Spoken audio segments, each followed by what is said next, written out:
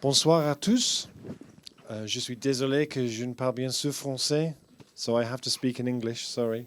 Alors, juste, Rob, excusez-moi, je précise pour l'ensemble des personnes qui sont présentes, on retransmettra, on fera une vidéo de l'intervention de M. Hopkins qu'on sous-titrera et qu'on mettra en ligne sur le site du 139 dans les prochains jours. Voilà, le petit aparté est fini.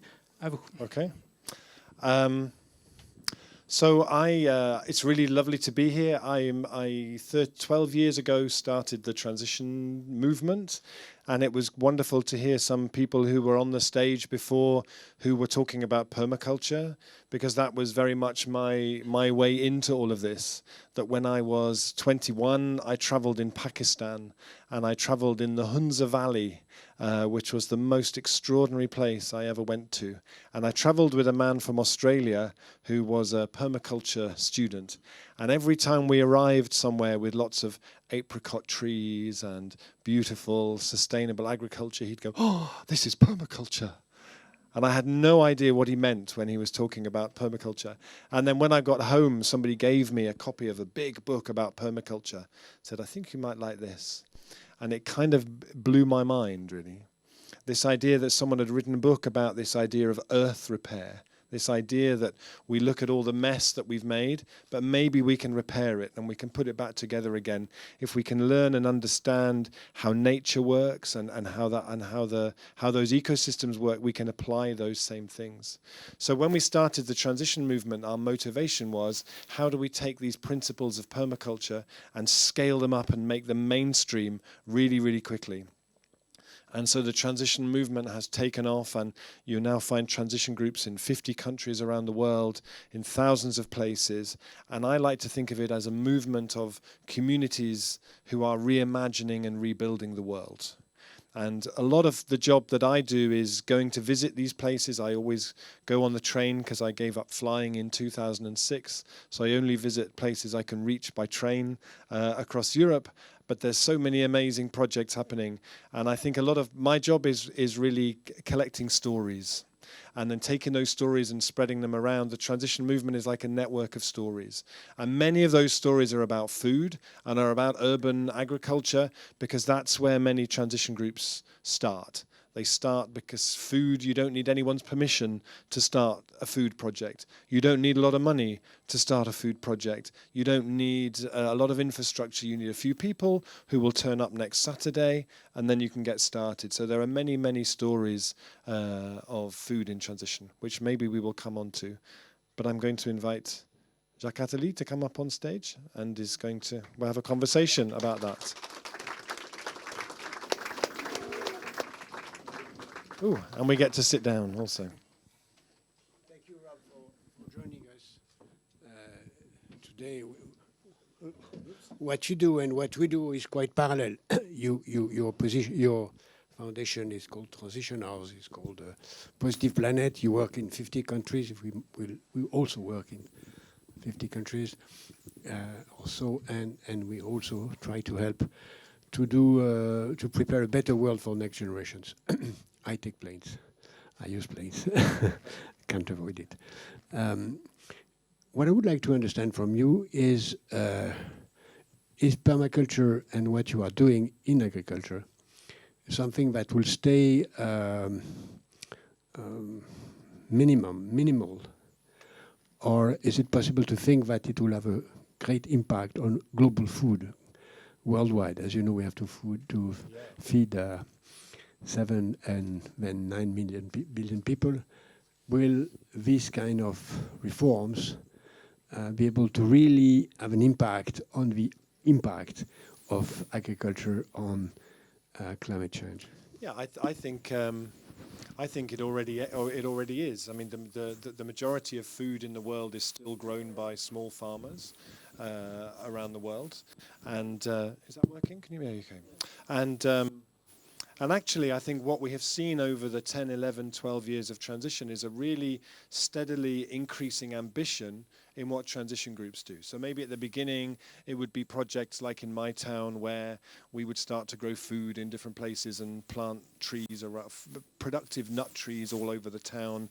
So when we started doing transition in my town, we declared that we were the nut tree capital of Britain, because we started planting nut trees in different places, because we liked those things that were playful kind of stories. And now you look at one of my favorite transition projects is in Liège, in Belgium, where Liège en Transition 4 years ago, I went there, they thought of this idea they called ceinture alimentaire, which you can pronounce better than me, I'm sure, but this idea of making it was a project based on a what-if question. They said, what if in a generation's time, the majority of food eaten in this city came from the land closest to this city? A beautiful, really simple question. I went there 4 years ago. They had an event. They invited farmers and chefs and academics and anyone who cared about food in the city. And then I didn't really hear very much for 4 years. I went back last year, and in that time they started 21 new cooperatives. They raised 5 million euros of investment from local people into those cooperatives. They have farms and vineyards and a brewery and shops in the center of the city, and it's growing and growing and growing. And I met the mayor of the city who said, we used to say we wanted to be a smart city, and now we want to be a transition city. This is now the story of the city. And he was saying that for him, the role of the municipality was just to help remove blockages and obstacles and to make their land available. And he said, this is now the story of this city. And so for me, there's something really exciting about that. When I asked the guy who runs the shops, the guy who manages the shops they started, which are called les petits producteurs, I said, how far can this, what's the potential of this? He said, I think by the time we have 12 of these shops, the supermarkets will start to fragilize. It's a beautiful word you have in French. I don't really have in English, but it's really beautiful. He didn't say, we need to campaign against supermarkets and against global whatever. He said, we just build something better, and people can step off onto it. And actually that's what's happening in Liège, that more and more people are stepping off onto it. The schools are starting to change how they source their food. But is it 1% of the food used or eaten, or is it 10% or 15%? I don't know. I think it's the early stages of something. But actually you get a potential of, there's nothing that's happening in Liège that couldn't happen anywhere. And you weave in the beautiful work that Grégoire does, and the rapid kind of increase of urban agriculture. And for me, a lot of what I try and do in transition is to take a kind of a vision in my head of how the future could be and help other people to see it. And so for me, I find it really emotional when I go to visit a place where it's happening. Like I recently went to Montsartou, where yes, the mayor of Montsartou is coming here tomorrow. That was I was almost in tears walking around in Montsartou, where the government said you should make 20% of your food in schools organic, and they said, well, if 20% is better than 0%, why don't we just do 100%? And 70% of it is locally grown, and they made a market garden. And I look at that and I think that's so beautiful, because people would convince us that we can't solve climate change because it's too complicated. But you have a solution like that, which is a mental health strategy and a public health strategy and a biodiversity strategy and an economic development strategy and an economic inclusion strategy. And it does all of those things. And that's really what we're, yes, where we're trying to get is a great example. It's why we have invited here, among other examples of what we call positive cities. You say transition, we say positive, but it's almost the same. Absolutely. Almost the same. Do you use technology in your... do you need more technologies in the development of this urban agriculture, or is it just the use of very old techniques? I think it's probably a mixture of the two. We can use those technologies to build a community around what we're doing and to help sell what we're doing and to help it make it really accessible and vibrant and inclusive for people. I don't know that we need I don't think that, Grégoire might disagree, but I don't think we need swarms of drones and robots. Drop by drop. Irrigation systems. Irrigation yeah, systems. I'm sure all of that stuff really would have a place. Yeah, absolutely.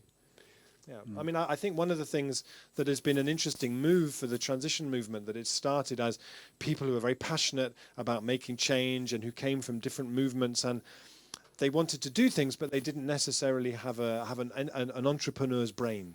So they weren't thinking, how do we make jobs out of that? And that's what's really starting to move, I think. If you were coming to Le Havre and spend 15 days here, what kind of advice you'd give to the people here to become what you call the transition society?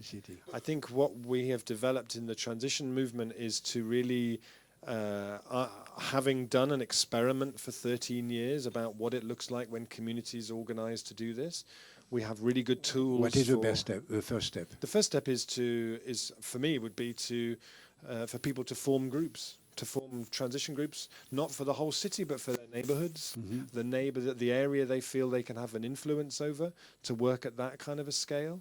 I think at the municipal scale, the thing that is really exciting at the moment is the number of places that are declaring a climate emergency, saying this is a climate emergency. We have to behave as though it's a climate emergency. That's creating group, but what does these groups will produce or try to do? It's up to them. That's the beauty. So I understand, so I don't come and say you must do this and then this and then this. They will be inspired. What is in your shopping list? In the shopping list would be so urban agriculture would definitely be one part of that. Finding creative ways to engage the wider community. We have programs where people form groups on streets, so they look at reducing energy and water and changing behavior, not as a whole community, but on a street-by-street basis called Transition Streets, which has all been translated into French and is being used in many different places. I think there's a role for having a lot of awareness-raising work about what's the situation going on in the world and what can we do about it, bringing a kind of positive angle to that. Groups work on food, they work on local economy projects, they work on a whole range of different things. And it's very much based on the needs that are felt in that particular place. What would you say to people who say it's too late, the battle is lost, climate would be a disaster in 1 century and we have only to run away? I say you might be right, but you might not be. And you know, my sense is that I don't feel that I have the privilege of pessimism. I have children, and I want and I'm so inspired. We cannot afford to be we pessimistic. cannot afford to, and we see with the amazing school strikes that are happening all over the world, and with the rise of Extinction Rebellion and these movements. I'm a great believer that for all of us who've been working for the last 10, 20 years on this kind of local up resilience building work, it has felt like we are climbing a hill. So we are climbing against the prevailing culture. We are climbing against government and media and all the stories. But I feel really, I don't know if anybody else feels this who's working in this kind of area, that we are very close to or at a tipping point. And that when we pass that tipping point, and I think we see that momentum building with the school strikes. Let me the devil advocate for a while. Agriculture is an industry now. Yeah. Small farmers are not going to increase. On the contrary, large farms are increasing. If you see the size of farms in China as well as in the US is increasing at tremendous speed, as well as in Africa. How do you go? And I know that as you said that it's possible to provide food to 10 of 12 billion people on Earth if we have small farms and very well-educated farmers. But it's not the trend. The trend is going to large farms with poor workers working for capitalists. How do you answer to that? I would say that actually there are different trends that are running simultaneously. A friend of mine used to say everything is getting better and better and worse, faster and faster, all at the same time. And that feels like, you know, the growth in agroforestry and the research around agroforestry, around agroecology, the explosion of rewilding projects in the UK, the growth of urban agriculture, That's all true. of those things are happening as well. All around Europe. And actually, you know, we have to remember that we are living at a time where we still have administrations and governments and people planning our future who don't really take climate change that seriously. And now we're seeing many governments, like local governments, regional governments, declaring a climate emergency, and the thinking will change. The thinking has to change, and the solutions come from the people doing this work. They don't come from the bigger and bigger and bigger people. And actually, if we look at saying this is a climate emergency and we need to act, and we have a government in the US who says we need a Green New Deal, and we have a government in the UK that says we have a 2030 target, and we start to see that come to the fore, then the imaginative, creative thinking has to happen. Mm-hmm. You know, what we look at business as usual now, and we think maybe that will always be the thing, but it won't. I understand that you are in the movement of bottom-up reforms, but if you have to recommend one or two major transformation in regulations at the level of CAP or at the level of a nation, what would you recommend? I don't really work at that policy level, really. Do you think it does matter? Well, no, it doesn't. No, absolutely, it matters, but it's not my. But it's my a break. area. It's I a would break. say. I would say we need to have.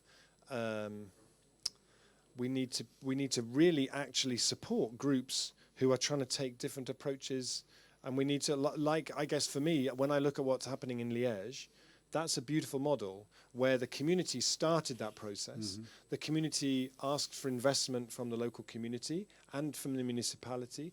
The municipality recognized that its role was not to say, look at this amazing project we've invented, but their role was to remove the obstacles and to help, and then to use their power as a local government to shift their spending from giving all their contracts to Sodexo to saying, actually, we're going to give those contracts to Monterre.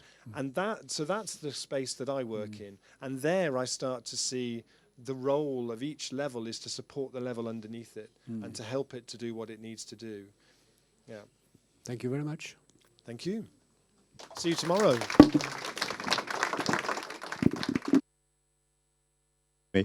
Thank you very much. Messieurs, dames, si vous avez des questions à poser, vous pouvez les poser en français, vous pouvez les poser en anglais. Si vous les posez en français, j'essaierai de les traduire pour vous.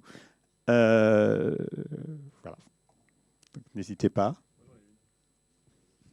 Je vais la poser en français puis après en anglais. C'est juste pour une entreprise sociale pour l'habitat comme nous, quelle coopération on peut avoir avec un mouvement comme le vôtre? For a social housing company like us, what can we do with you? What can we do with you? How can we work with you? How can we impulse something with your movement? We have 16,000 housing and about 30,000 inhabitants. So what can we do to work with you? Lots of things, I would think. I mean, there's the Transition Streets project that I mentioned, which is a beautiful way of bringing people together to look at how to reduce energy and water and so on. Is there and ready to go. And the amazing thing about that for me was we did that in my town, which is called Totnes. It's a town in the southwest of England. And we had 550 households who did this program. And on average, they cut their carbon footprint by about 1.5 tons, saved themselves €700 a year or something. But actually, when they were all interviewed afterwards, and we said, what were the benefits? What did you get out of being part of this? Nobody mentioned the carbon. Nobody mentioned the money. Everybody said, I know my neighbours better, I feel more connected, I feel part of a community. So that's a really powerful tool, I think. I think, Grégoire would have a lot of answers for that as well in terms of how to, and more expertise than me, I think, in terms of bringing in urban agriculture into that kind of setting. I think there's also a beautiful model that we start to see happening in some cities in the north of England now where they change the economic model, and I'll talk about this tomorrow, so that the most amount of money stays within that local economy as possible, where actually when you have a social housing organisation, that rather than bringing in skills from outside to do it, it's about making the best use and training up the people who are already part of the housing. I don't know, there'll be lots of different things. We'll have a talk over a drink. Ok, d'autres questions peut-être? Hello. I wanted to know who you are working with, like with officials or specialists, because you are a scientist, and I want to know if you work with a mayor, the government. And Okay, yeah, thank you. So initially in the transition movement, we were about working with communities, so supporting communities who wanted to do this approach, giving them the resources they need, giving them the tools and the network that they need. Very soon, we would start to get local government who would say, how do we do this? We want to become a transition place. So we now have a project across Europe which is called Municipalities in Transition, which is about linking municipalities and communities. So there are many municipalities who say, we want to take a transition approach, and there are many communities who want to work better with their local government. And that interface between the two is really, really important. So we do a lot of work there. We do a lot of work which is about supporting communities who want to turn their ideas into businesses. How do we create jobs for people? How do we create work for people? There's also an interesting place where transition meets the kind of arts sector and creative sectors as well. Yeah, it goes off in all kinds of different directions. Yeah. Merci. Hello, I just had a question.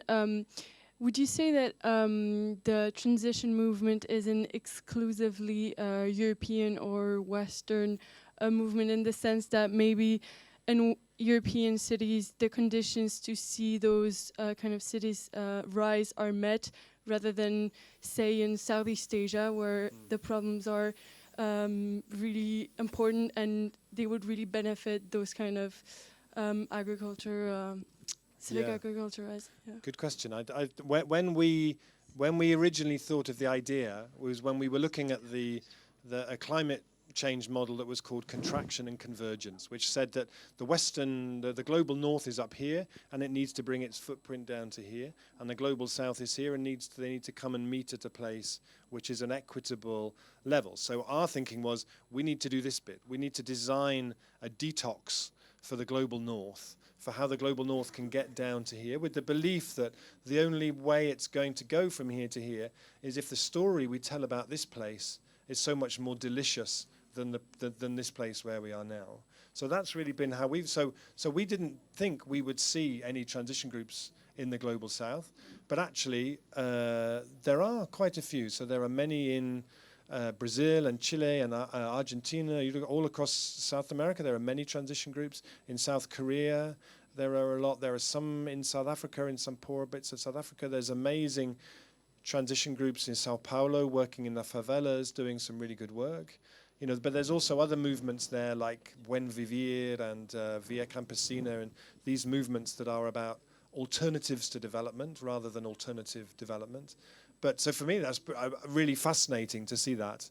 And that's partly because the idea of transition is it's an experiment, and for people to take it and run with it and play with it. So, yeah. Thank you. Maybe another question or une autre question peut-être en français ou en anglais, comme vous voulez. Ce sera la dernière, pardon. Merci, bonsoir. Juste une question en français et rapidement en anglais. Est-ce qu'une cité industrielle peut réussir rapidement une transition comme celle que vous présentez? Et quel est le principal potentiel, la principale faculté qu'il faut pour réussir cette transition? Is an industrial city like Le Havre can pass a transition like you're saying? And what is the main faculty, the main tool we should have to pass it and to win it? What is the thing we have to get? Okay. Thank you. Yeah, great question. And I think in a city like that, actually, it needs to come from both directions. It needs the community, but it also needs the municipality. And a while ago, I went to Grand Sainte, where they have the amazing mayor called Damien Carême, who was working there. And that was so impressive that he has such a beautiful philosophy there of saying, we decarbonize the city, and we use the decarbonization of the city to help the poorest people here in the city. So they brought in new street lighting in the city. They saved €500,000. That €500,000 they distributed to the poorest people in the city as an income boost. They made all the public transport free.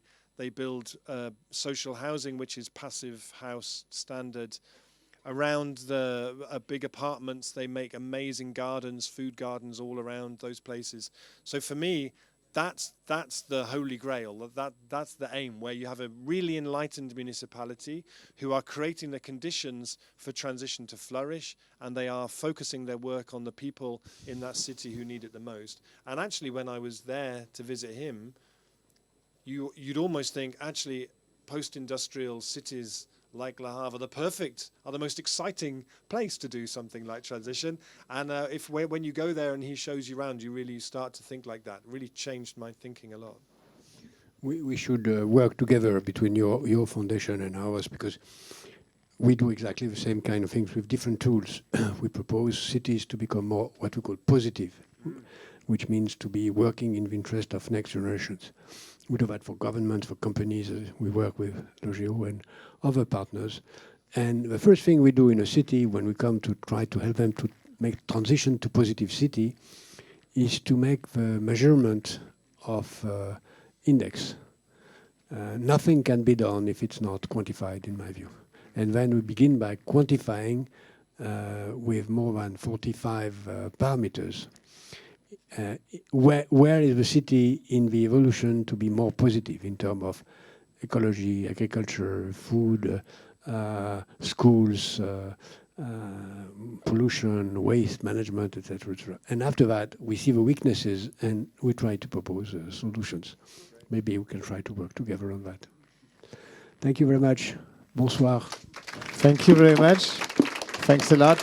Just one word to say that Rob's going to be speaker tomorrow morning at 9:45 at Le Volcan. Donc Rob sera demain à 9h45 au Volcan et il fera une petite conférence d'une vingtaine de minutes. And Rob, if you want to stay a little bit and ask questions, answer questions, you can, of course. Thank you very much, Jacques Attali.